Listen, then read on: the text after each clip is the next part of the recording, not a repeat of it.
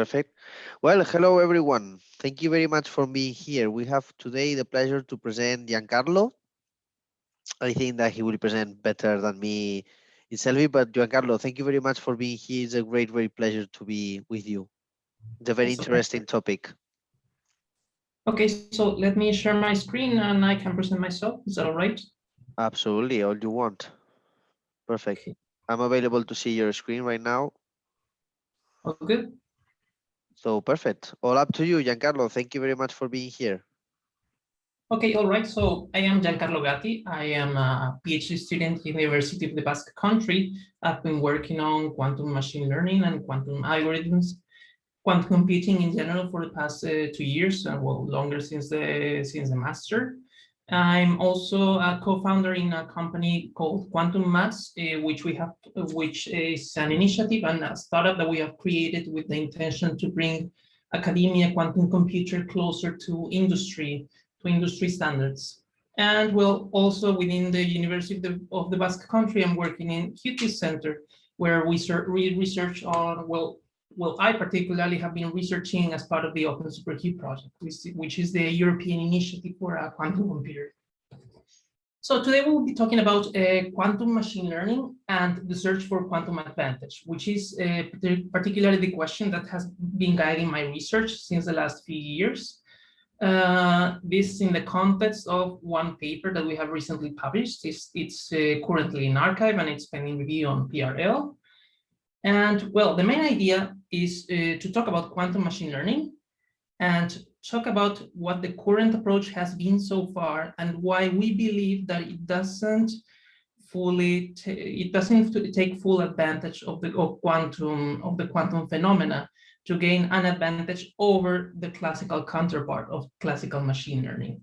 So essentially, well, this is our group. This is me over here. We've been a big chunk of this subgroup has been working on quantum maths too. We three are co-founders in quantum maths, and Rodrigo is also missing here, but I'll show him later on another slide.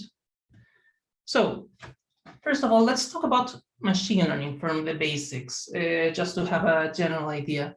We should think of this as a machine of physical systems where we send some data into the system and we try to set the parameters of the system such that we encapsulate the information of this training set of this data. And it is done so in a bottleneck type of way such that the machine, the physical system, is capable of maybe producing new elements of the data. So all of this stems from the fact that we take the information from a training set and we use a lower number of parameters in a physical system than the number of degrees of freedom of the training set. This allows us to have a bottleneck type effect in which if you want to store the information of the training set in the physical system, then the physical system is forced to take the correlation information between the abstract the common information within the training set, that is, learn something from the training set. For example, what are the defining features of a cat, to compress this information as much as possible. Otherwise, this information wouldn't be compressible. And then from this compressed information, we can sample the system again to produce even new types of data, even new cats, which weren't originally on the training set. This particularly is an example of a generative model. Several other types of application can be used on machine learning, but the general idea is to do some kind of bottleneck effect to compress the information on a system such that the important features are stored by the system or learned some way by the system. So well, basically, this is a machine that learns from data. Okay, as I mentioned, this is a generative modeling, and this picture that we're seeing over here is one that we'll be using along this seminar. It's a hand-drawn picture I made of binary units, which I find as a good representation of the systems that we are working with. These lines that connect over here are the connectivity between two-level systems. These two-level systems, in principle, will be later on qubit systems. So a line connecting two qubits will be the possibility of interaction, which in Hamiltonian terms will be two-body terms. And we will be differentiating between hidden binary units and visible binary units, where, well, the visible binary units are the ones that are measured in the end and the ones you sample from, and the hidden binary units are there just to add a complexity to the system. Now, as I mentioned, the bottleneck effect of when we take the collection of the training set into the physical system, it is worth noting that in machine learning, we commonly talk about overfitting when the number of parameters of the system is too big, such that the training set is accommodated too well into the system. And this causes us not to have new elements of the training set. So overfitting is when we basically put the training set information into the physical system instead of trying to get the defining features of the training set. So this is one problem that should be faced as part of the machine learning process. Okay, so generative models and machine learning in general has applications, wide applications in industry and physics, which we won't be elaborating today. Today we'll be talking more about the core of machine learning and quantum machine learning in particular. So, well, the first question is what differentiates machine learning from quantum machine learning? And this question is not too hard, basically adding non-classical interaction, non-classical terms between the binary units, such that there is no way to express these binary units in non-quantum terms. So anything, any kind of interaction, any kind of thing that we can do to this physical system such that we cannot express it otherwise by using entanglement and superposition terms means that we are entering the regime of quantum machine learning. As simple as it sounds, does that make it better? Well, not necessarily. Yes, indeed, it's one additional degree of freedom to the system, but this doesn't mean that adding another type of degree of freedom, for example, additional diagonal terms into the system, additional classical degrees of freedom, doesn't make this better. So basically, if we take the system as a classical system and we add classical interactions, perhaps we get better expressivity than adding quantum terms. So this does not mean that quantum machine learning is necessarily better, but the idea is that we need to make it better. We need to find a way to get quantum advantage from quantum machine learning. And an important thing of this is that this quantum advantage should be on the same basis. It should be on the same number of parameters. So if we just add parameters into this physical system, then obviously quantum machine learning will win. We can't lose by adding additional degrees of freedom. But if we compare a quantum machine learning process with a classical machine learning process and fits the number of parameters of each one of them, and in this scenario we get a quantum advantage, then this is a more reasonable type of quantum advantage and a fair comparison.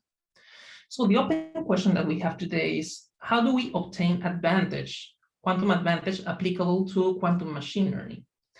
And that is an open question that we believe hasn't been fully answered on current proposals for some quantum machine learning methods. In particular, we will be concerned with quantum Boltzmann machines and quantum Born machines, which are essentially two ways to parameterize the generation of a quantum state, which then later on is measured in a certain basis, and the parameters of the state are adjusted to satisfy some training set. So this is the quantum machine learning processes that we will be concerning today. One is Boltzmann machines and one is Born machines. We will be elaborating on them. And lastly, we'll be talking about what quantum advantage can be obtained from this kind of generated states, as we believe that this approach is intrinsically doesn't allow to get the whole scope of the quantum state, to take advantage of the whole scope of the quantum state. So what we will be proposing is a different approach to measure the quantum states instead of in a single basis, in a set of bases, and still adjust the parameters, but gain some quantum advantage in the way. We will be talking about this, what we call contextual memories and quantum random access code approach. So First of all, let's talk about quantum Boltzmann machines. Boltzmann machines and Born machines essentially will only be differentiated in the way that they parameterize the quantum state. Boltzmann machines in general have the idea of parameterizing a Hamiltonian, getting a Hamiltonian terms, in fact, parameterizing a family of Hamiltonians given by this parameter. This family of Hamiltonians may be made out of different terms, which may be it may be a diagonal Hamiltonian, like with single terms of set or and two-body terms of double set, or single body terms of x and two body terms of x, or it may be a quantum non-diagonal Hamiltonian, in which case we include over the diagonal terms of the Hamiltonian some Ising cross terms, the x term, for example, or just these two terms over here, the set basis and the two-body x term. So what differentiates a Boltzmann machine from a quantum Boltzmann machine is just what kind of Hamiltonian is used. In this case, it is worth noting that Boltzmann machine means a Boltzmann machine, when we talk about Boltzmann machine, we usually say that we are working with a diagonal Hamiltonian, but by changing the basis, for example, from set and double set to x and double x, there is some symmetry, despite the fact that this x and double x is not strictly a diagonal Hamiltonian, but it can be diagonalized under a single basis. So essentially, if the Hamiltonian considered can be diagonalized under a single basis, then we will be saying that it is a diagonal Hamiltonian. And by this, I mean the fact that when we talk about Hamiltonian here, we are not saying just a single Hamiltonian, we refer to a whole family of Hamiltonians depending on this parameter.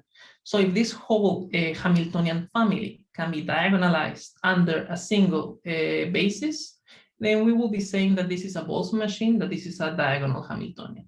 Okay, so let's get into it. We take a Hamiltonian, we parameterize this Hamiltonian, and from this Hamiltonian, we can compute a Boltzmann equilibrium. In fact, this is the most natural process that occurs if such Hamiltonian were in an environment. So this is something that is fairly natural to an annealer, to anything but a cloud quantum computer, but a digital approach. So for example, any annealer, any system of this kind can easily produce this kind of this Boltzmann equilibrium. So this approach is good for non-digital platforms. Okay, the idea is that this Boltzmann equilibrium, which is parameterized by the Hamiltonian, generates a given probability distribution when measured on the visible units. Or if we want, we can say that all the units are visible and simply measure the Boltzmann equilibrium in all the projectors of the canonical basis. Note that when we define this probability distribution, which is basically the measurement of the Boltzmann equilibrium in the canonical basis, we are defining a basis. That is, when we say that we are measuring, we are using some kind of loaded language in which we imply that we are measuring in a certain basis.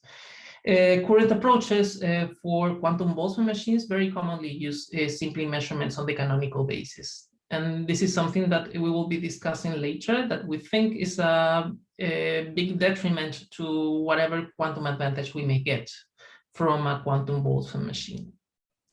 Okay, so the Boltzmann equilibrium is measured and a certain probability distribution is obtained. And then the idea is to tune the parameters theta such that the probability distribution obtained resembles the original training set that we want. And if we tune the parameters theta such that this happens, if the number of degrees of freedom of our parameters are less than the number of degrees of freedom of the training set, then we will have performed a machine learning type of process in which we could have a training set of, for example, cats, and perhaps produce new elements of the training set, because we have stored the information of the training set using only the defining features of the training set and not the whole information of the training set. This, as I said, as long as this number of degrees of freedom is less than this number of degrees of freedom. Okay, this is the overview. There are some approximations done for the training process. In particular, we will be showing two approximations done to compute the training process of a quantum Boltzmann machine. It all starts from considering a function called the Kullback-Leibler divergence, which is a measurement of the likeness between two probability distributions, the obtained probability distribution from a given Hamiltonian and the training set. So this quantity is lower the more similar these two probability distributions are. And well, the second term of the Kullback-Leibler divergence, we may omit this term since it is a constant for a given training set. This is the term that concerns us, and this is mainly the term that we will be training. So the more similar these two terms are, the smaller the Kullback-Leibler divergence is. So we just want to minimize the Kullback-Leibler divergence so that the training set resembles, so that the obtained distribution resembles the training set. And this is done very commonly through a gradient descent, which means from a starting point of parameters, let's say this is the phase space of the cost function of the Kullback-Leibler in the parameters theta, which will are more than two-dimensional, but this is just to visualize. Given a starting point in the phase space of our search, we compute the gradient, which means computing the direction in which the Kullback-Leibler divergence decreases the most. And this will tell us where to go to reach a minimum, which will be which will yield our desired probability distribution. Obviously, this has the problem of local minima, which is something that should be addressed in general in quantum machine learning, meaning that we may get stuck on situations where we no longer can descend on a given point, but there is a global minimum that we haven't reached yet.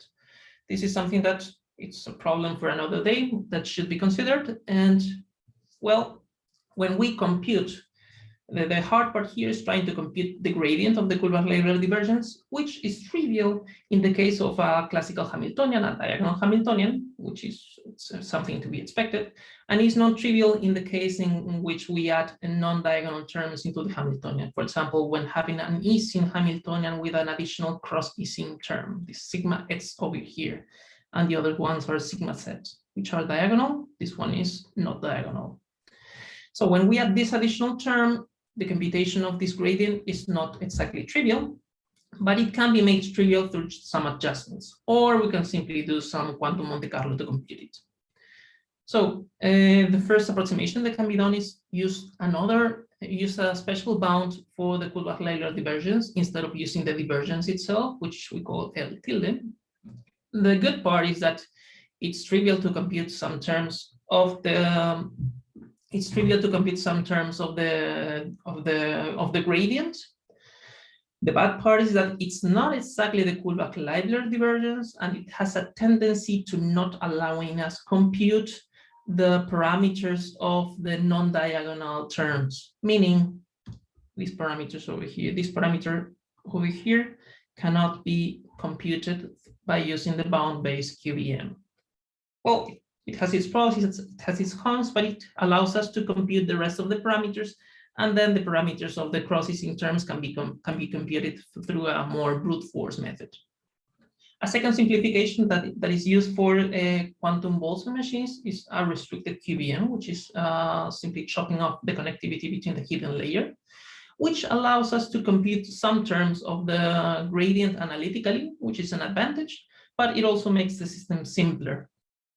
Albeit it doesn't decrease the number of visible units, meaning the size of the output, the size of the output probability distribution is the same. Only the complexity of the system decreases a little bit. Okay, so well, this is a quantum Boltzmann machine. This is what we know about the current approach for quantum Boltzmann machine, which is using a single basis, measuring on the set basis, and then training the thermal state, the Boltzmann equilibrium, into some desired training set. What about quantum Born machines? A quantum Born machine is also a parametrization of a quantum state, but this time this parametrization is more fit for digital platforms. The more reasonable way to parameterize a quantum state in a non-annealer type of platform, in a digital platform, is to simply do a quantum circuit, a gate kind of implementation, in which, for example, a 4-qubit state, an arbitrary 4-qubit state up to a certain degree, up to some error, can be this circuit over here, in which we have single qubit rotations, control knots, which could also be C phases, such that these single qubit rotations control the different types of entanglement generated between pairs of qubits. So this state psi could be a general 4-qubit state up to some error. The single qubit rotation is this rotation over here. It is worth noting that the first parameter is responsible for the real parameter weights between state 0 and state 1 of each qubit, whereas the other terms are responsible for phases between the qubits. So the second and third term are responsible for the imaginary phases in the representation of the quantum state. This means a very particular thing, that we take a 4-qubit, let's say a 4-qubit circuit like this, and we generate an arbitrary 4-qubit state in this manner. Then we are using 28 parameters, and we create a general pure state psi. But the thing is that in the approach that we have been using in the quantum Boltzmann machine, the only measurement that was performed on the generated quantum state, which was the thermal state, was only the Z basis, the canonical basis.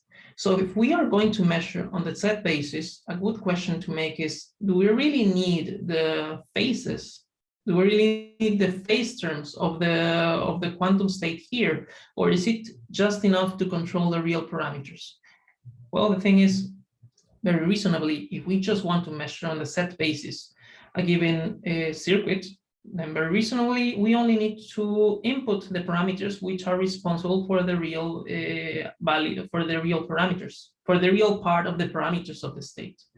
So this state over here, if we're going to measure on the Z basis, we don't really care about the phases between the canonical terms. So for example, let's say this is a 4-qubit state. It means it's a composite, it's a linear combination of 0, 0, 0, 0, ket 0, 0, 0, 0, plus ket 0, 0, 0, 1, plus ket 0, 0, 1, 0, and so on up to 1, 1, 1, 1. And each one of these components has certain amplitude, which in general is a complex term. But since we are measuring on the Z basis, then we don't really care about the complex phase of each of these amplitudes. We only need the real value of the amplitudes to define the probability distribution.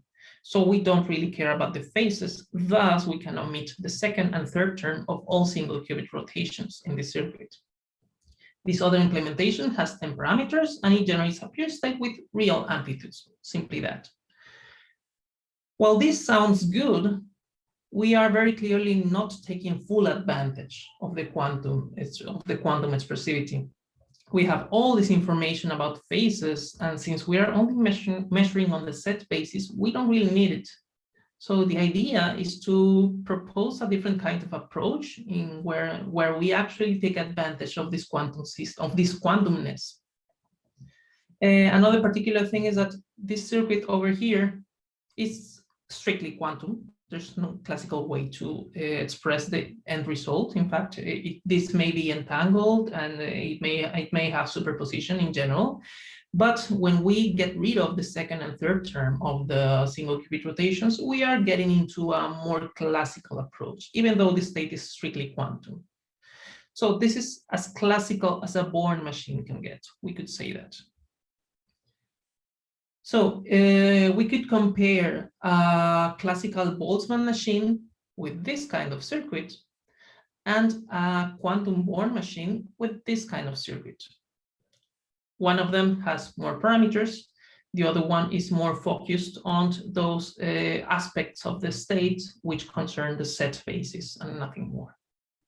Okay, so in general, we chose to do the training on the quantum Born machine in a different way. We used something called stochastic gradient descent, still using the Kullback-Leibler divergence to compute how close our training set, our probability distribution gets to the training set. But instead of using an analytical computation or a numerical computation of the gradient itself, we used an estimator. Essentially, an estimator is some random variable in which, if we make the expected value of this random variable be proportional to the gradient of the Kullback-Leibler divergence, then through throwing this, by throwing this imaginary dice, we are capable of evolving the initial parameters into a lower Kullback-Leibler divergence value. This is normally called branch and bound, in which a single starting point in the phase space, let's say some initial parameters theta, are oscillated randomly into nearby values in many different directions. And then the one oscillation which yields the smallest Kullback-Leibler divergence is chosen. So essentially, we are decreasing the Kullback-Leibler divergence value. And by doing this in an iterative fashion, we end up with probably a local minimum in the Kullback-Leibler divergence. The good part is that since it's stochastic, since it has some randomness, it may help us get out of local minima and more reasonably get into a lower value of the Kullback-Leibler divergence. This is normally called branch and bound. I like calling it spider gradient descent because it's a good way to visualize it. And we use this to train Born machines in general. It's a neat way to do it. And despite this looking slightly complicated, it's quite an easy way to do it.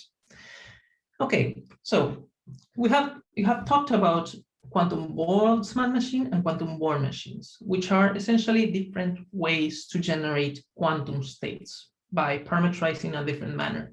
The first one parameterizes them in the Hamiltonian, puts the parameters in the Hamiltonian, and the second one puts the parameters into gates of a general quantum circuit. So the question that we have open here is, where do we get quantum advantage in these cases? Because we have seen that there is a problem with the single basis approach. This problem, it's more easy to visualize it by talking about the quantum Boltzmann machine and the Boltzmann machine in general. So let's talk about two things of the quantum Boltzmann machine. First, the quantum aspect, and second, the Boltzmann aspect. The Boltzmann aspect will mean comparing Boltzmann versus Born. So let's take an arbitrary 4-qubit connectivity, like in this way. Each circle over here, this one of these black circles is 1 qubit. The connectivity line, these connectivity lines means set-set interaction, meaning if this qubit is 1, 2, 3, 4, there can be set-set terms in the Hamiltonian between set 1, set 2, set 2, set 3, set 3, set 4, and set 4, set 1. And this circle over here means single term C. So we have a Hamiltonian with 8 different parameters, 4 two-body terms and 4 single-body terms. This is our Hamiltonian family. This is a Boltzmann machine because this Hamiltonian is diagonal, no non-diagonal terms. Then we do the same thing with a fixed number of parameters, so still 8 parameters. But instead of using a set connectivity between the 2 qubits, we use X connectivity, meaning two-body X terms between the qubits. So we're going to compare this Boltzmann machine with this quantum Boltzmann machine. What we do instead of doing a single training set is we test this against a training set, a dynamic training set. So if we take this initial training set and we do some sort of quantum evolution on this training set, we can potentially compute a training set which changes over time. So let's not concern us about how this is done. This is fairly simple. This is just a random Ising evolution on a certain training set. This is an Ising Hamiltonian performed on the training set, such that the P data also sums up to 1. The idea is that if we train the Boltzmann machine and the quantum Boltzmann machine to resemble this training data at each point time t, then the question is which wins? And when we plot this against t, we see that the Boltzmann machine has a Kullback-Leibler divergence at all times. And not only that, both have sort of the same shape. So when one increases, the other one increases, and when one decreases, the other one does so too. But the lines never cross. Meaning, if the Boltzmann machine has a lower Kullback-Leibler divergence, it means it is more expressive. And in general, this Boltzmann machine is more capable of having a higher expressivity for this training set for all points of it. So very clearly, the Boltzmann machine is having more expressivity than the quantum Boltzmann machine. This is not really surprising. We have fixed the number of parameters, but the thing is, this quantum Boltzmann machine approach is a single basis approach. We are just measuring the output of the QBM and of the BM on the set basis. And then very reasonably, since one is parameterized on diagonal terms, set and set, and the other one is parameterized on one diagonal term and one non-diagonal term, then if in the end we measure the output on the set basis, then very clearly the one that had all the degrees of freedom on the diagonal should have more expressivity than the one that had some degrees of freedom out of the diagonal, even if the double X terms still add up to the expressivity. If we took the XX from the QBM, we would lose some expressivity and the curve of Leibler would go up a lot. But the XX terms are not as good as the set terms if we want to measure on the set basis. So basically, if the basis in which the Hamiltonian can be diagonalized, if the basis in which we are going to measure is the same basis in which we parameterize the Hamiltonian, then clearly the Hamiltonian, which is diagonal on that basis, will win, because all the degrees of freedom of the Hamiltonian are in the basis that we care about. And even worse, in the case of the BM, this BM is also a family of Hamiltonians, and all of them are diagonalized on the set basis. Whereas in the case of the QBM, we have a Hamiltonian family which does not have a unique basis. It cannot be diagonalized on a unique basis. And to top it off, this basis matches the base of our measurement.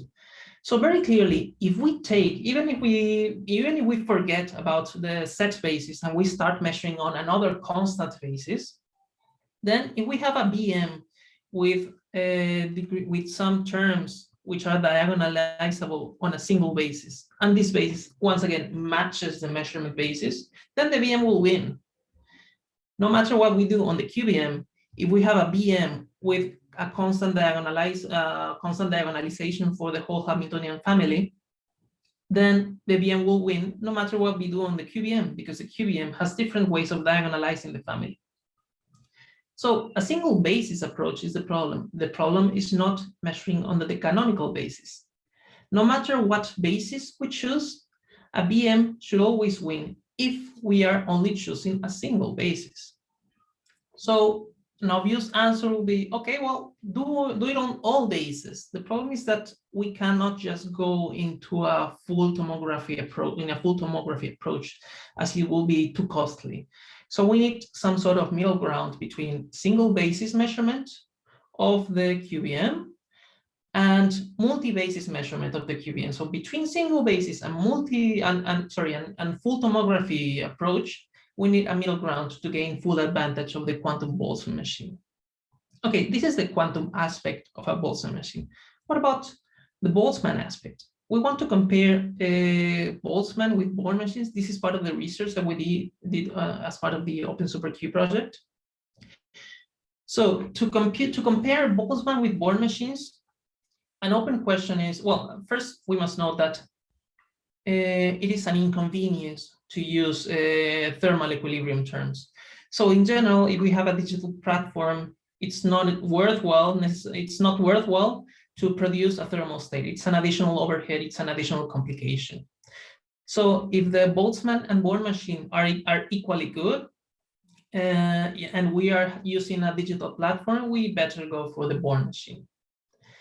And if we are using a quantum annealer kind of platform in which we naturally obtain a Boltzmann equilibrium, then Boltzmann is a good approach if they have the same expressivities. So we compare the Boltzmann and Born machines to see if the Boltzmann aspect of the Boltzmann machine gave any additional advantage. We consider different structures, fully visible structures, ring structures, full connectivity between the two qubits. The important thing to see here is the number of parameters and whether or not these parameters are more than the size of the training set, that is with the degrees of freedom of the training set, which in this case, since we're talking about four visible units, is in general 16. Note that in this Boltzmann machine studied, when the number of parameters exceeds the size of the training set, the Coulomb-Leibler divergence drops to a negligible value, 10 to the minus 9, as compared to the other values of 10 to the minus 2. And when we go way above it, then it may even reach 10 to the minus 11. This is not actually good. This means that the system has overfit. If we are using more parameters than the size of the training set, then we are overfitting the system. So these cases do not really concern us. When we do the same thing in a Born machine, we also check different structures. These are real valued Born machines. This is a general Born machine. And when the number of parameters exceeds the number of degrees of freedom of the training set, which is 16 once again, we also get a small Coulomb-Taylor divergence, but not as small as the one obtained on the Boltzmann machine. So this is one little thing in which the Boltzmann machine wins, but this is a regime that we don't really care about because we never want to overfit the data. So Boltzmann machines seem to win on a context in which the number of parameters is greater than the training set, but that's not a relevant case. So what we really care about is the cases in which the number of parameters is not that close to the training set. So 8 to 10 parameters, let's say, out of 16. In these cases, the Boltzmann and Born machines behave similarly, and we obtain very similar Coulomb-Taylor divergences of the same order of magnitude, and even equal up to the error considered. Okay, so what we can notice from comparing quantum Boltzmann machine and quantum Born machines, and also when studying whether we can get quantum advantage from Boltzmann machines, is the fact that, well, we should get rid of the single basis approach, which is making us not reach quantum advantage. So the question is, how could we obtain quantum advantage from these systems by exploiting a middle ground between single basis and full tomography approaches? And this is where our idea comes in. This is a general visualization of what we've shown so far.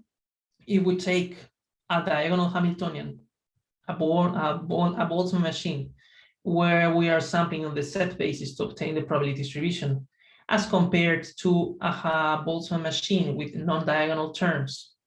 This is a quantum Boltzmann machine, this is a regular Boltzmann machine. If both are measured on the same set basis, then the regular Boltzmann machine will have more expressivity. And if we do the same thing on a Born machine by setting only the parameters that allow us to have real terms on the state versus a random assortment of different parameters, but fixing the number of parameters to 10, let's say, then this kind of Born machine will win since we are measuring only on the set basis. So the question that we have is, what basis can we measure to take advantage of? In the case of Boltzmann machines, non-diagonal Hamiltonian terms, and in the case of Born machines, the complete spaces. And what we propose is a random access code approach, which we will show now. So the idea of this approach will be, let the measurement basis choice be part of the protocol itself. This will be a middle ground between choosing a single basis and choosing all of them.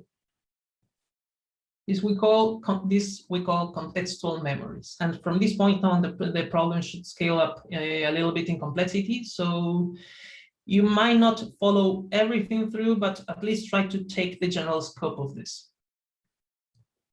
So we are proposing something called, we are basing this proposal on something called quantum random access codes.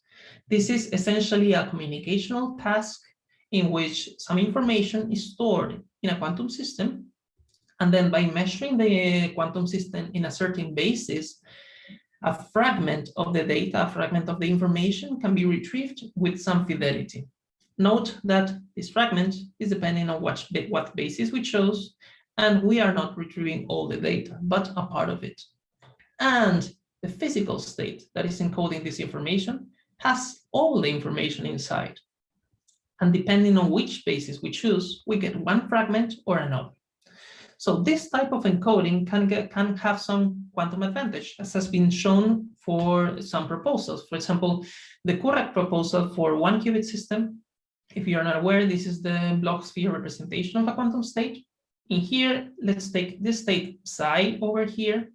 If we measure this state on the canonical basis set, then we get 0 with some probability or 1 with some probability. Very clearly, this state psi has a preference for state 0, which is state 0 has this probability higher than 0.5. This same state can also be measured on the x basis, yielding either plus or minus. And this state has a preference for plus, meaning also this probability. And when this state is measured on the Y basis, it has a preference for L with the same probability. So if Alice sends this state psi to Bob, in which she has encoded this information of 3 bits, she chose plus, L, and 0. She could choose other values depending on which corner of the cube she chooses.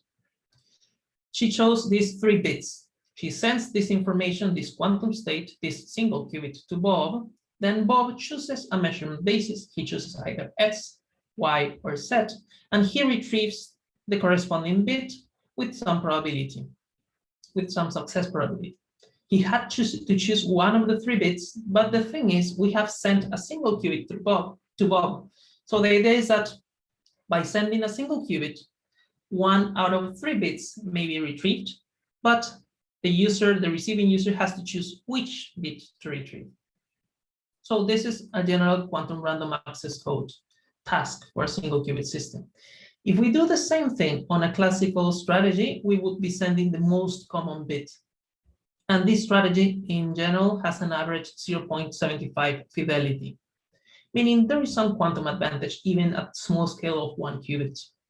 A quantum random access code has certain advantage over classical random access code task. This is good. There is some quantum advantage even at small scale, but then this has also been done for larger systems.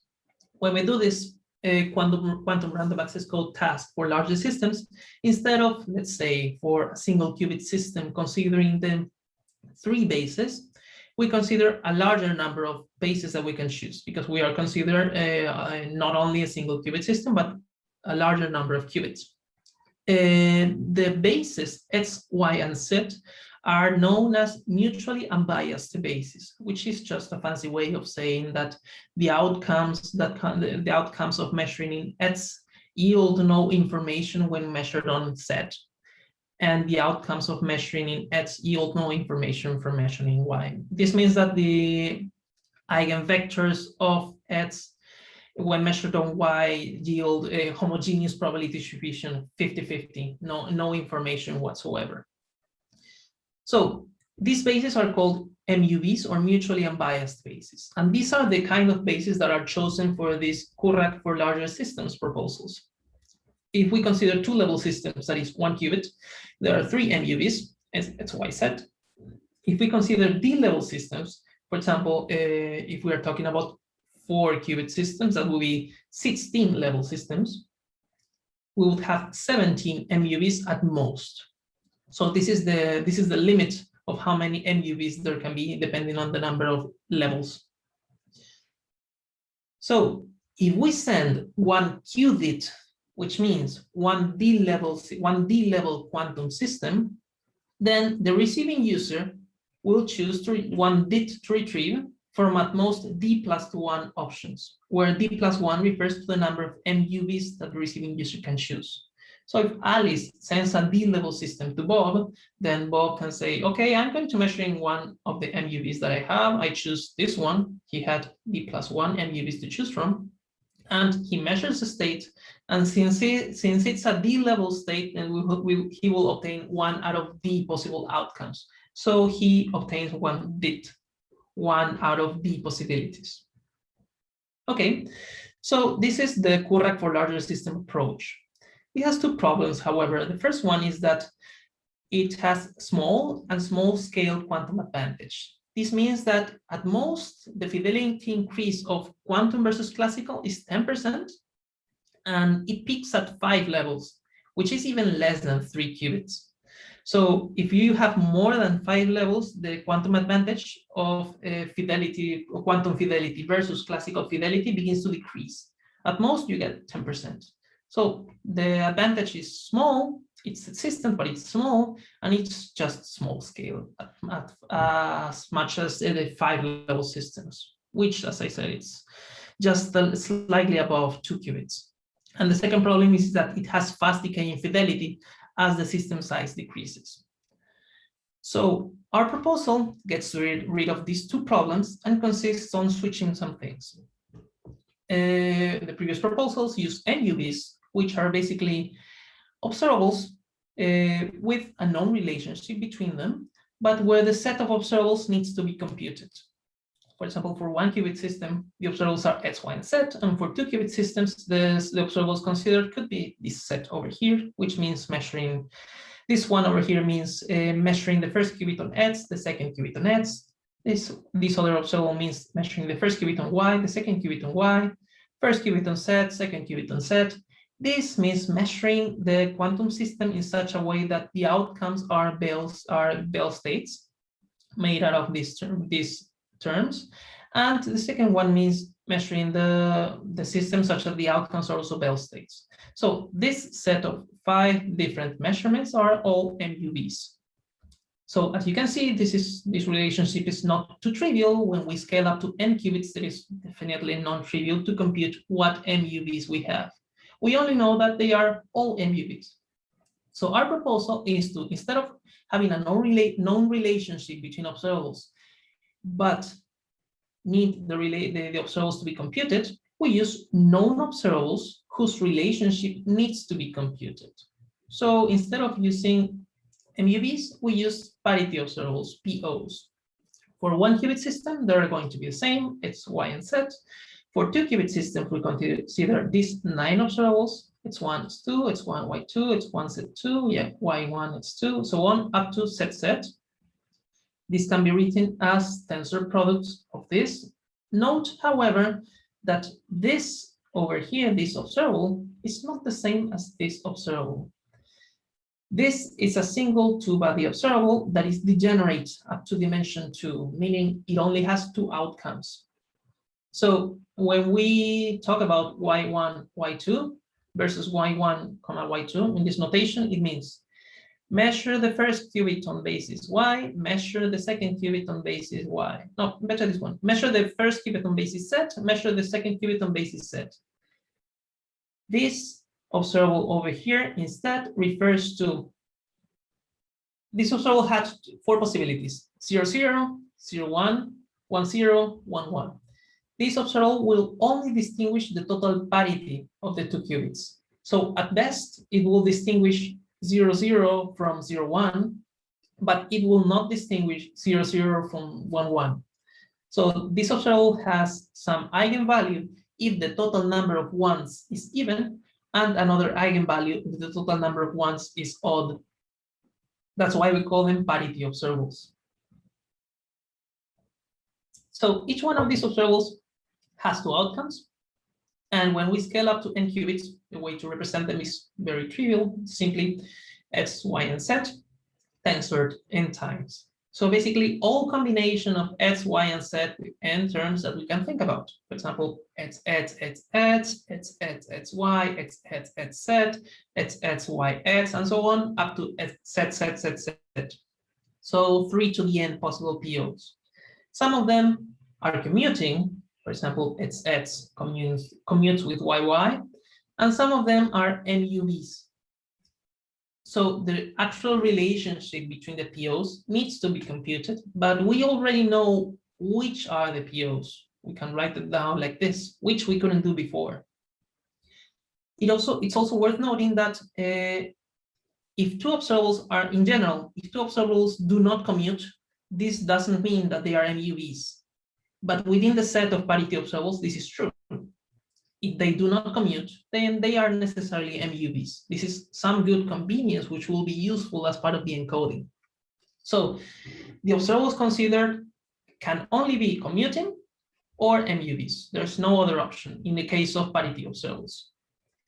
Okay, so what we do is we take the information that we want to store, and we store it in the parity observable in the parity observable information. And when doing that, we are able to exploit something that we call contextual redundancy to obtain 2 things. Something that couldn't be obtained with the previous current proposal, which is scalability and non-decaying fidelity. When we do this, we achieve quantum compression capacities when we are using 18 qubits or more, meaning this quantum encoding of the information uses less resources than a classical way of encoding the information. This is a quantum compression. And when we are using 44 qubits, we are capable, 44 qubit systems, we are capable of storing even more information than the totality of Google Drive. This doesn't mean that we are storing Google Drive in a 44 qubit system. It means that we are using batches of 44 qubits to do this. And we use less two-level resources than would be normally needed if we were doing a classical encoding. So compression happens above 18 qubits, and we reach a classical state-of-the-art storage capacity above 44 qubits. Okay. So how do we do this? Once again, the main idea is to use the parity observables. We already mentioned that some of these commute, some of them do not, and that each one of the observables, when measured on a certain state, has only two possible outcomes. We say that they are degenerate, +1 and -1. Each one of these has a probability +1, probability plus p plus, and -1 probability p minus for observable k. So given these probabilities, we can define the concept of preferred parity. This given quantum state, if it has a higher probability of being +1, then we say that the preferred parity is +1. And the same for -1. If the probability is higher for -1, we say that the preferred parity is -1. So in general, an n-qubit state can be measured in 3 to the n preferred parities, in 3 to the n POs, yielding 3 to the n preferred parity configuration of size 3 to the n. Meaning, what is the preferred parity when measuring xx? What is the preferred parity when measuring xy, and so on? So 3 to the n different answers, which are +1, -1, +1, -1. This is the kind of information that we can store in a single quantum state, and can be retrieved by measuring on the different POs. This is a lot of information. That's a good thing. Another good thing is that the physical state can be measured in a whole context of POs, because they commute. So a single state may be measured in xx, then in yy, and then in zz, without changing the individual probability distributions of xx, yy, and zz.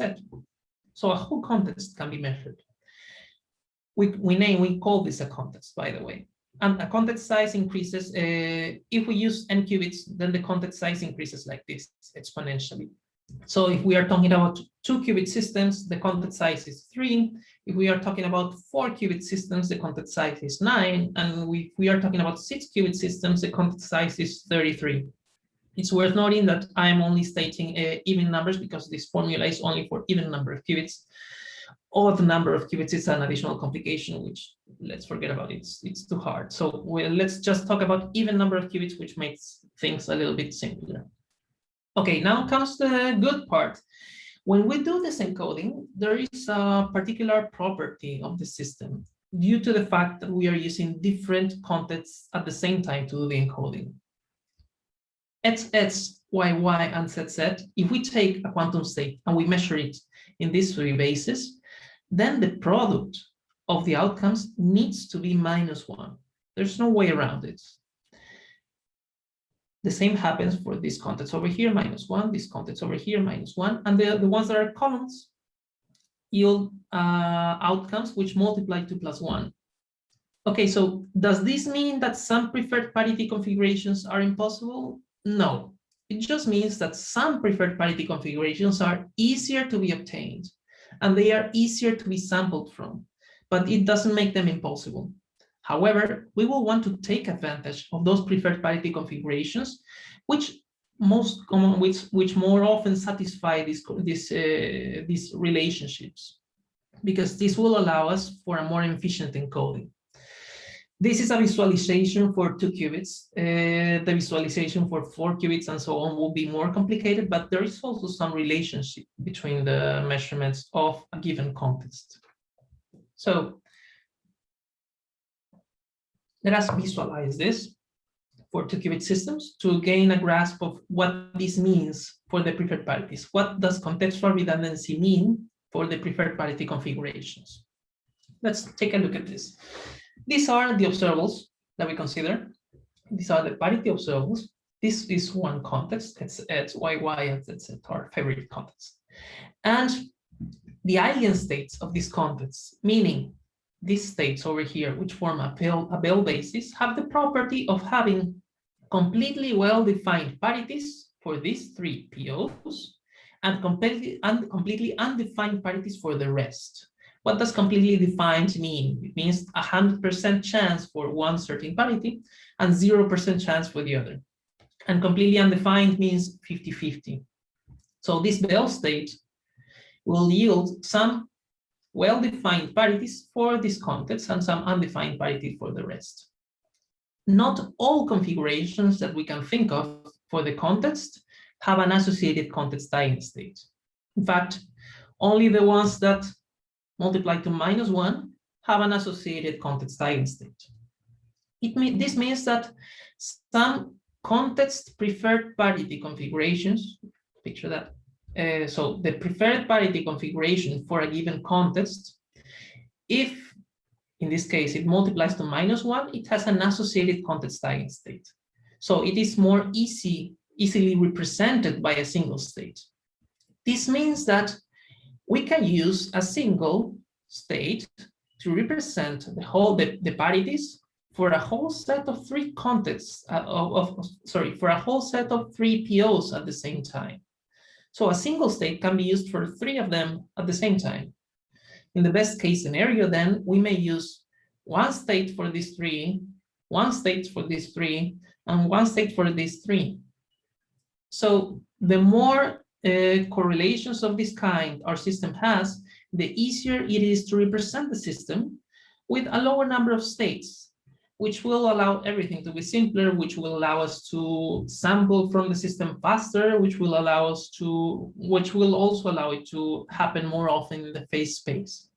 So let's take a little look at this. If these preferred parities configurations are associated to a context eigenstate, then we will say that the context is redundant, as a manner of speaking. We'll call it RC. What kind of RCs can we have in this 2-qubit case? Well, we can have one RC. We can have three RCs, which do not fill all the possible POs. We can have three RCs, which are aligned, so they fill all POs. And we can have 5 RCs. These are the only possibilities. There are no more possibilities than this. So to study what happens for different RCs, we take this circuit, this random 2-qubit circuit, in which we are outputting an arbitrary 2-qubit mid-state. Here we have included an additional gate, which we call a random NOT, which is basically a gate that introduces a NOT with some probability, classical probability S. So this allows the output state to be a mid-state in general, not just a pure state. And here we have included the typical single qubit rotations to be able to produce some entanglement between the 2 qubits. So this circuit has a certain number of parameters, and we choose random parameters at each shot. We take 1 million shots of the circuit, so we obtain 1 million random 2-qubit states, just to get a sample from this. So from these random 2-qubit states, we do the following. We check what is the PPC, what is the preferred parity configuration for each one of the states. Each one of them will yield a preferred parity for each one of the POs. So each state obtained will be preferred parity +1, preferred parity -1, preferred parity +1, and so on, 9 times.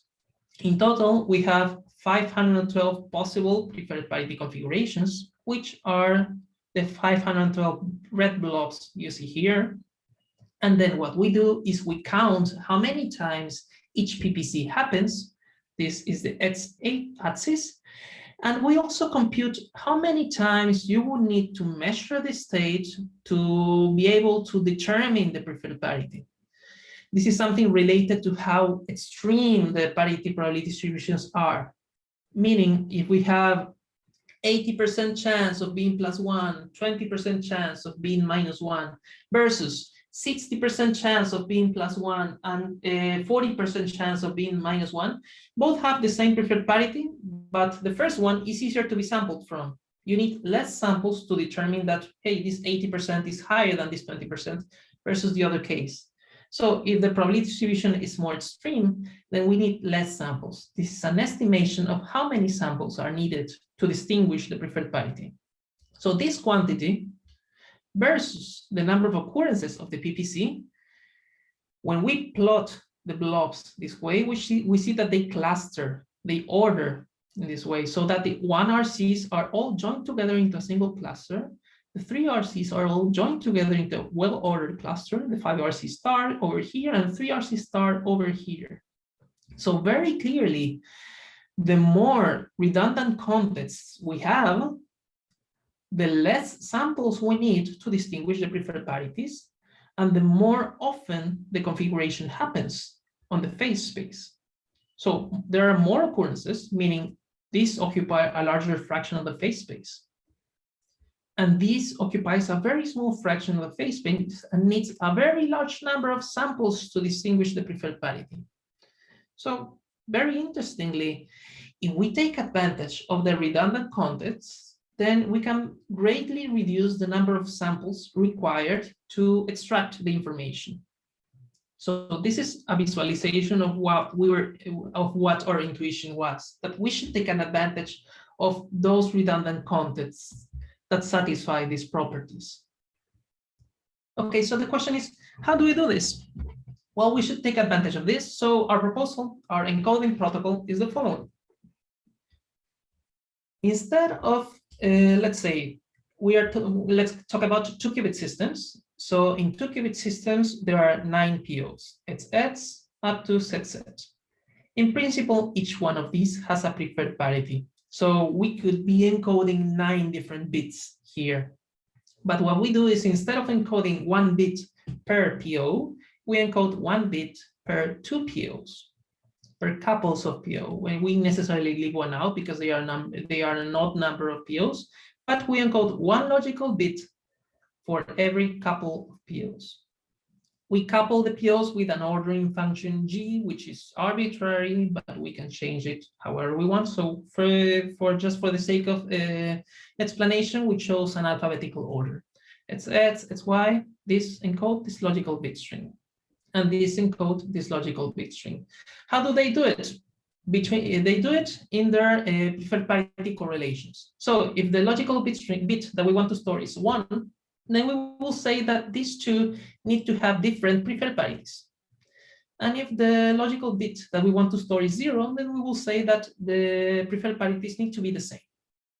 These correlations allow us a very large degrees of freedom. We have a lot of wiggle room to choose a different PPCs to encode the logical bit string. In fact, there are 2 to the n compatible PPCs, 2 to the n compatible preferred parity configurations for a given logical bit string. And this allows us to choose a very high representability, a very highly redundant context. Okay, so if they are different, they can be -1 + 1 or +1 - 1. And if they are the same, meaning bit 0, they can be +1 + 1 or -1 - 1. So each one of these groups has 2 different choices. That's why we say that we have 2 to the power of the number of logical bits options. These are the number of compatible PPCs. This one can be any bit, any preferred parity, it doesn't matter, as it is ignored. So we choose a highly redundant PPC. We chose this one, such that it has 5 redundant contexts, and such that this whole PPC can be expressed by using only 3 context eigenstates, those corresponding to RC1, RC2, and RC3, which are the 3 redundant contexts that form 3 rows. So here we are encoding this PPC using only these 3 states, this set of 3 context eigenstates, psi1, psi2, and psi3, which are 3 maximally entangled states. Note that we are encoding the information in a set of states. This is not a mid-stage of these 3 terms. We are talking about a bank of states, a set of states. So we will be saying that the logical bit string has been stored into a set of context eigenstates. And then if we want to later on retrieve the logical bit string, we just take this set of states and we sample from them. So for instance, let's say we want to obtain back this PO, which should yield +1 set X from this set of states, psi1, psi2, and psi3. Okay, so what we do is the retrieval process is as follows. we measure the context eigenstates enough times to distinguish those that have a well-defined parity from those that have an undefined parity. Since there is no middle ground, then we can repeat the measurement many times until some of them change the outcome at some point. And then we notice, okay, so the state psi3 is not well defined on basis OK. Okay, so it is discarded because state psi3 is, well, not containing the preferred parity set S. But we didn't know it. But here on the retrieval process, we found out, okay, this one is discarded, this one is discarded, and this one stays. And it has parity +1. And yes, this is +1. So the retrieval process is essentially measuring the set of states enough times to distinguish well-defined parities from undefined parities and finding out the preferred parity in the process. This is done with a number of steps, which is tk, which we find out it's proportional to a logarithm of 2 of the size of the set of states. So if the set of states is ns states, then the log of 2 of ns is already of the order of the number of steps in it. The reason behind this is that on every step after the first one, then approximately half of the undefined states are discarded because they have a 50% chance of changing outcome. So it's a quick way of retrieving the information with just a log number of steps on the number of states. Okay, so this encoding and retrieval process, we need to make a statistical model of them to know how good our protocol is. The math behind this is complicated, but the answer is essentially this. We perform a statistical modeling of what we showed here, which is n logical bits, which is 3 to the power of the order of 3 to the n, this number of compatible PPCs, this number of states, tk steps. We compute everything, and we find out that the expected size for the context eigenstate selection size, which is this ns over here, is of this order, 3/2 to the power of n. And the number of retrieval steps, as we showed, is the log of 2 of this ns, meaning this value over here of this order. This is an upper bound for the number of retrieval steps. And most importantly, we find that when doing this for large n, the fidelity converges to a constant value, meaning from some point in the number of qubits, let's say from 16 qubits onward, we achieve a constant fidelity, a non-decreasing fidelity, which was something that the previous proposals couldn't achieve. This fidelity is rather small, but through a constant number of repetitions, let's say we do the protocol 239 different times to obtain this constant value of fidelity. So a constant fidelity of this value can be obtained with this constant number of repetitions for any number of qubits above 16. This repetition is fairly trivial to explain. It just means encoding the information and retrieving it, encoding the information and retrieving it, and doing this by choosing different ordering functions, which are the functions G chosen to couple the POs. So essentially, by performing this protocol many times, 239 times, which is a constant overhead, we obtain this constant fidelity. This is a large overhead, but if the number of qubits is large, then it does no longer matter, and we can get some quantum advantage from here. So how many two-level resources have you used? Well, this number of repetitions, the number of qubits of each iteration, the number of states that are used, and the number of repetitions for the retrieval steps. All of this amounts to this order over here, n squared to the power of 3/2 to the n, of multiplied by 3/2 to the n. So it's an exponential number of two-level resources.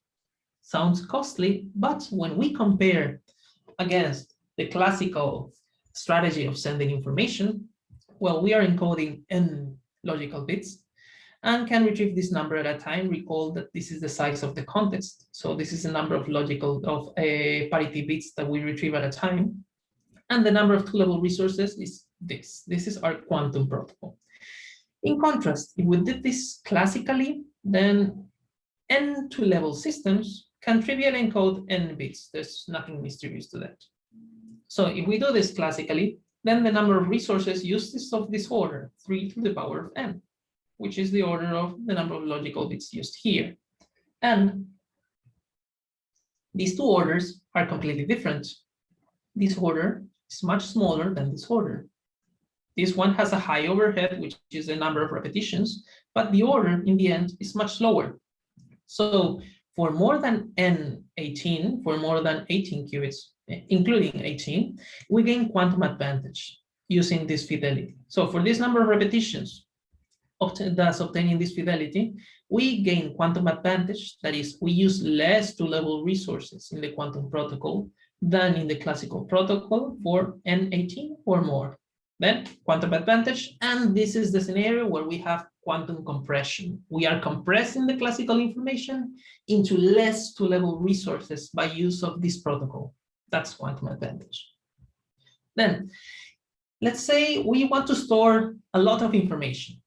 Let's say we want to store the totality of Google Drive server on this protocol. What will we do? So Google Drive is expected to have a cloud storage server with 1 billion users and 800 gigabytes, no, not gigabyte, gigabytes each. No, sorry, gigabits each. So a cloud storage server with 1 billion users and 800 gigabits each user.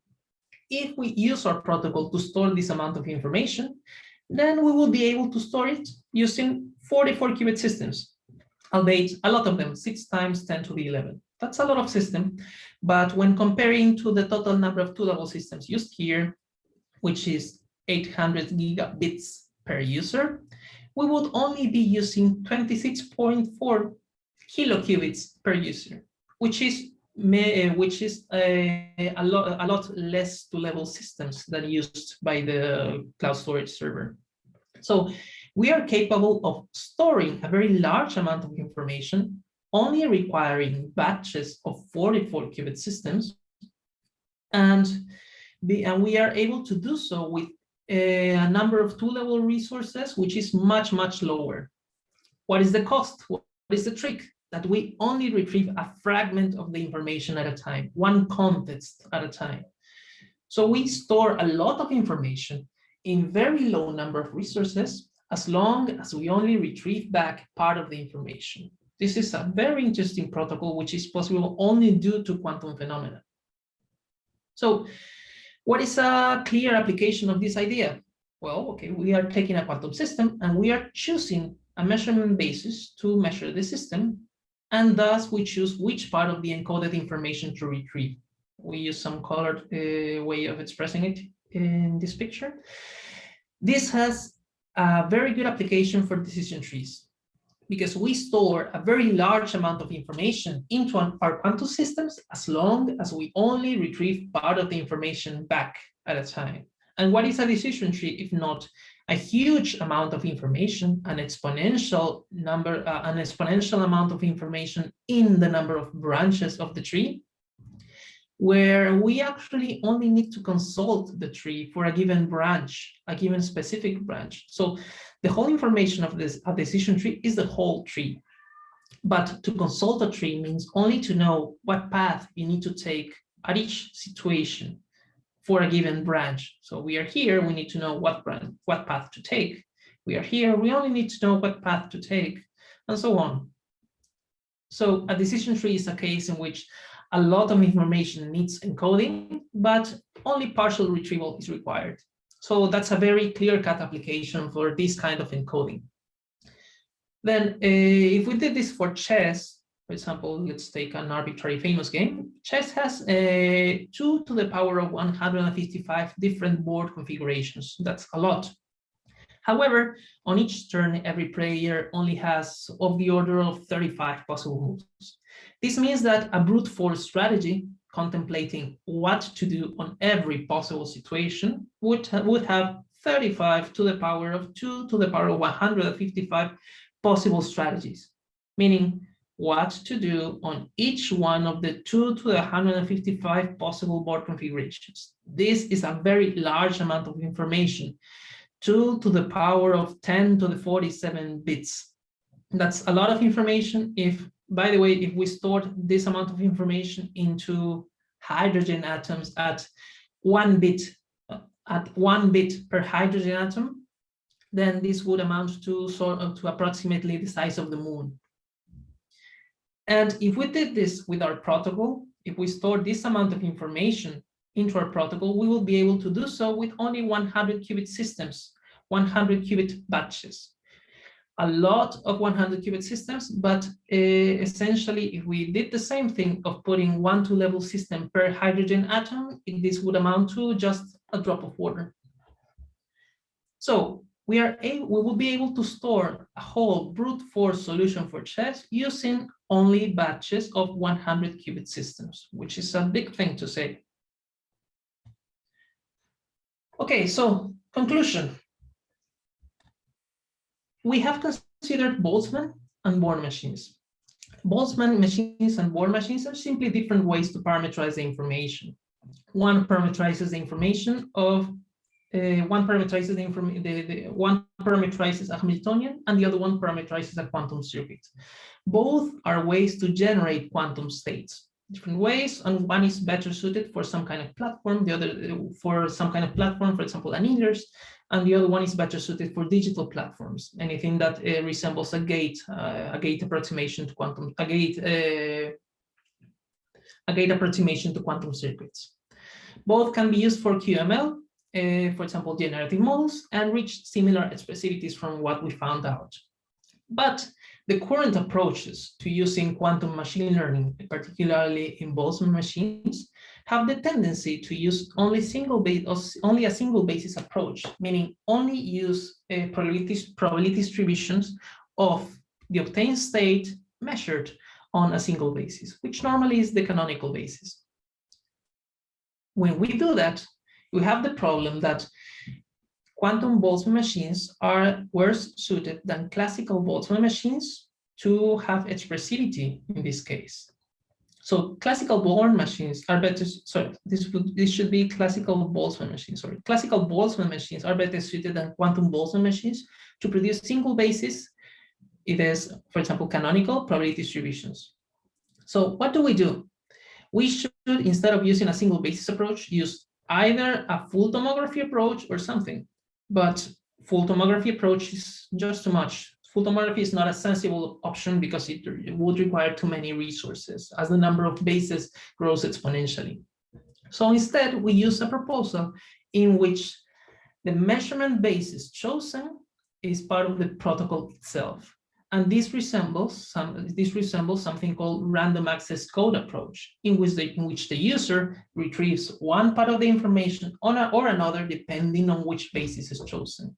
So we store a lot of information in a quantum system and access it by batches. We either measure on a certain basis and obtain a part of this information, or measure on another basis and retrieve another part of the information.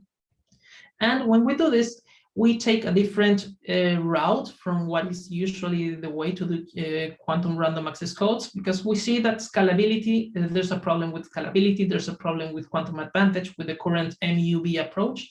And we propose a parity observable approach in which we fix these problems and we obtain non-decaying fidelity and scalability for a very large number of qubits.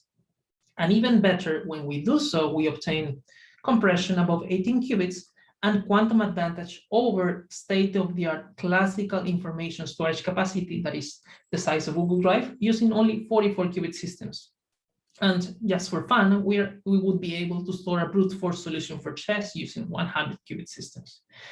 And the idea is that, as what I have shown in the picture, the idea is that the quantum Boltzmann and Born machines, instead of using this approach for measuring the states and performing the tuning of the parameters, could have a different approach, which is this random access code approach. And we have tested this for the task of encoding a lot of classical information into a quantum system. So this is basically a plug-in that can be employed on any way of generating quantum states, be it Born or Boltzmann. And well, that's basically it. Thank you very, very much, Giancarlo. I have attended the whole session and it is very interesting. In fact, I have two questions, if it's possible, please. Yes. The first one, I think it's a very, very, very, very easy one, but you said that quantum Boltzmann machines are more, if I'm incorrect, please correct me, but are more related to adiabatic quantum computer, correct? Quantum annealers, because the Hamiltonian is what is parameterized, and the quantum Born machines are the ones that is where the circuit is parameterized. You can also use you could also use build a quantum Boltzmann machine on a digital platform, but it's tricky to make a thermostat on a digital platform, so I wouldn't advise that unless you really want to test it. Perfect. Yet here is my question: is to say, Boltzmann machine is more regarding for simulations, correct? Is to say they are not like the current, or maybe probably I'm incorrect. I am correct. I'm correct. Is that this is not what we have in the cloud, correct? Is to say we cannot perform an execution on a Boltzmann machine, as you said. It's very tricky to create a thermal state, right? Well, only in the sense that cloud quantum computing is mostly focusing on qubits. Right now, let's think of Qiskit. Whereas if we want to do a quantum Boltzmann machine, we should be going to, let's say, D-Wave or digital annealer, something of that sort, just Okay. because of the current tendencies. Okay, perfect. But so okay, perfect, understood. And in that matter, so quantum Bohr machines is more related to Qiskit, for example, right? Because what is parameterized is the circuit. So no, in fact, well, to be honest, Giancarlo, I am the teacher in the practices that I'm going to take into account the quantum machine learning side. And I have prepared the material for that, and we are mainly focused on quantum Bohr machines because quantum Boltzmann machine is more related to gates, but that's really nice. And the second question I would like to ask you is that we saw in the dress I'm sorry, in the dress problem that with a server with 100 qubits approximately, we may take a solution for this huge decision tree that is in the chess. So my answer is, when do you expect to have this kind of computer, of quantum computer, or when could you say that? I know Well, it's I know it's a very difficult question. It's just your personal opinion. well, first of all, the chess example was more an example for fun, because on top of needing 100 qubit systems, this is the easy part really for this problem, because I'm not saying how to compute all the possible plays for all the possible optimal plays for each board configuration. So you would actually need to know that information. This is just a way to store it. So Okay, okay. it's completely non-feasible, at least with current Non-feasible. technology, to generate all of this data. No, absolutely, absolutely. But maybe in 5, 10 years, what could you say, or you don't want to say anything? 100 qubits, I would say Yeah, 10 it's years or more. Well, or no, more. we're currently on 53, so it may be closer than we expect. 100 is not too far away from here, but corrected qubits, error corrected qubit, that's a whole different story. That's it. I totally agree with you. I also agree on 10 years. We probably, with a lot of lucky, we may have 100 error corrected qubits. But Error corrected, I wouldn't say error corrected. I mean, 100 qubits claim soon, but 100 qubits error corrected qubits, that's a whole different story. yeah, absolutely. Logical qubits, not physical qubits. Yeah, absolutely. Okay, well, from my side, I have done all the questions. Is there any question from the audience? Okay, I think we can sum up and say thank you very, very much, Giancarlo, to be here. Hope we will see you soon. Thank you very much, Giancarlo. Thank you. Bye bye. Thank you very much. Bye bye. Thank you very much. Thank you. Bye.